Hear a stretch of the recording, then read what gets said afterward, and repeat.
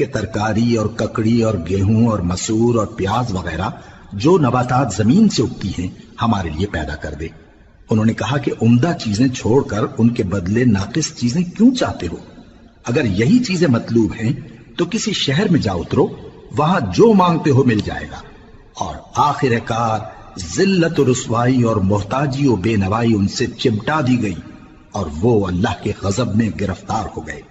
یہ اس لیے کہ وہ اللہ کی آیتوں سے انکار کرتے تھے اور اس کے نبیوں کو ناحق قتل کر دیتے تھے، یعنی اس لیے کہ نافرمانی کیے جاتے اور حد سے بڑھے جاتے تھے۔ جو لوگ مسلمان ہیں یا یہودی یا عیسائی یا ستارہ پرست، یعنی کوئی شخص کسی قوم و مذہب کا ہو، جو اللہ اور روز قیامت پر ایمان لائے گا اور عمل نیک کرے گا تو ایسے لوگوں کو ان کے اعمال کا صلہ اللہ کے ہاں ملے گا، اور قیامت کے دن ان کو نہ کسی طرح کا خوف ہوگا اور نہ وہ غمناک ہوں گے۔